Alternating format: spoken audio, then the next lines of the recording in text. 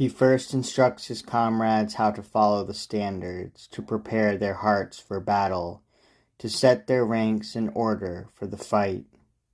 Now, standing on the high stern, he can see his Trojans and his camp.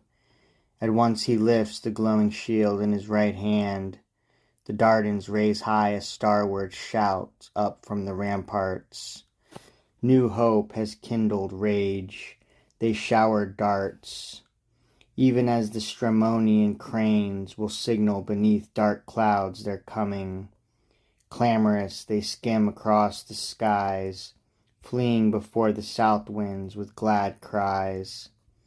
But this astounded the chieftains of Ausonia and the prince of the Rutulians, until they looked backward and saw the sterns turn toward the shore, and all the waves alive with gliding ships.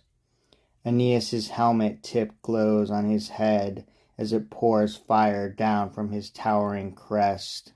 His golden shield boss spouts tremendous flames, just as a bloody comet when it glares sinister on some clear night, or as the blazing dog star, bringer of diseases and drought to tired mortals, when it rises with light and menace, saddening the skies.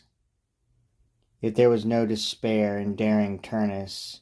He meant to take the landing beach before them, to drive them off while they were disembarking.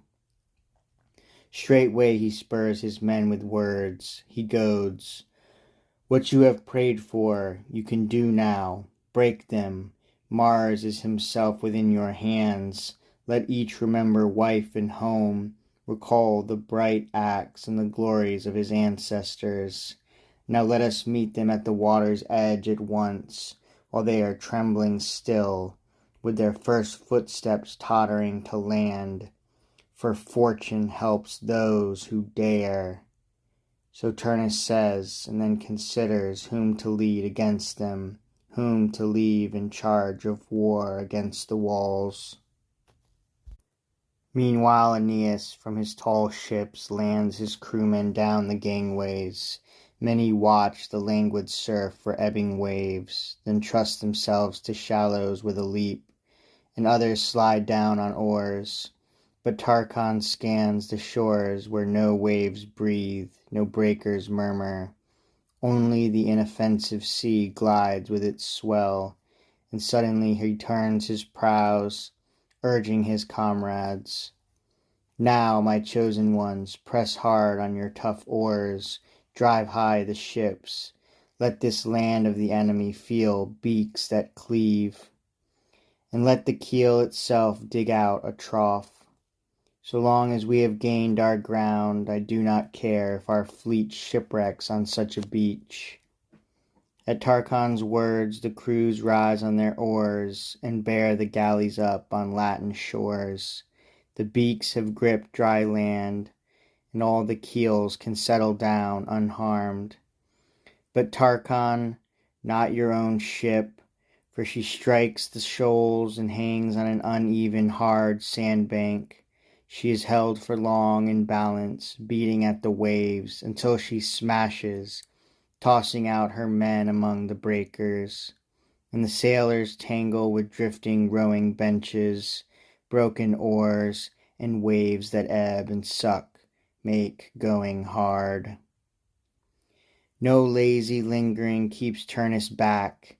Fierce he attacks the Trojans with full force, and plants his ranks against them on the shore. The trumpets blare. Aeneas is the first to fall upon the farmer troops, a good beginning, as he lays the Latins low. First he kills Theron, tallest man of all, who dared to seek a duel with Aeneas.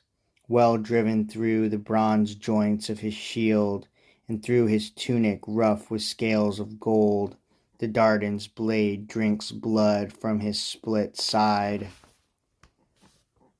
Aeneas next kills Lycus, who had been cut out of his dead mother's womb, and then made sacred Phoebus unto you, because you let his infant life escape that knife. Then, not far off, Aeneas cast huge Gyas and sturdy Cisseus to their death as they were battering the Trojan troops with clubs.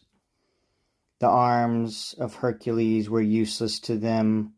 Their tough hands did not help, nor did their father Melampus, once the comrade of Alcides, for all the while that earth gave him hard trials. And then, while Pharos bragged with empty words, Aeneas hurled a javelin that struck him fully in his bawling mouth.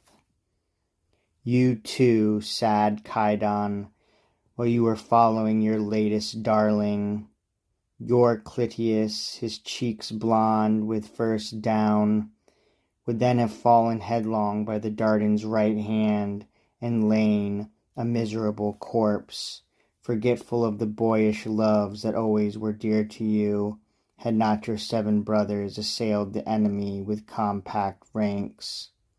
The 7 sons of Phorcys with their 7 lances against Aeneas. Some bound off his shield and helmet pointlessly, but some are turned aside by kindly Venus, and they only graze his flesh. But then Aeneas asked this of true Achates, give me those spearheads that once were fixed within the bodies of Greeks upon the plains of Ilium. My right hand shall not hurl them now for nothing against Rutulians. With that he takes a giant shaft and flings it. As it flies, it crashes through the brazen shield of Maon, and cracks at once his breastplate and his chest. Alcanor, Maon's brother, runs to hold him, collapsing with his right hand, but the rushing spearhead holds fast its bloody course. Alcanor's right arm is run right through. Dying, it hung down from Alcanor's shoulders by the tendons. Then Numitor plucked from his brother's body that very shaft, and aimed it at Aeneas. But he was not allowed to strike him straight. It only grazed the thigh of great Achates.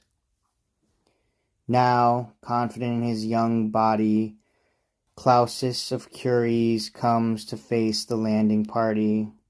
From far he casts his stiff lance, striking Dryops with full force underneath the chin, piercing his throat.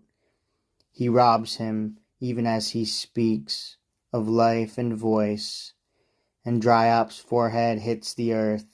He vomits thick gore from his mouth. 3 Thracians too, born of the noble blood of Boreas, and 3 their father Idas, had sent from Ismarus their home. Clausus of Cures kills each Trojan differently. Halesus rushes up to join him first, and then Auruncan's soldiers and Messapus, the son of Neptune, with his splendid horses. They strain to thrust the landing parties back, fighting along Ausonia's very border. As in high air the striving winds do battle with equal force and spirit, and no wind gives way to wind, no cloud to cloud, no wave to wave. The fight is long, uncertain, each against the other, obstinate. Just so the troops of Troy and Latium now clash. Foot presses against foot, man crowds on man.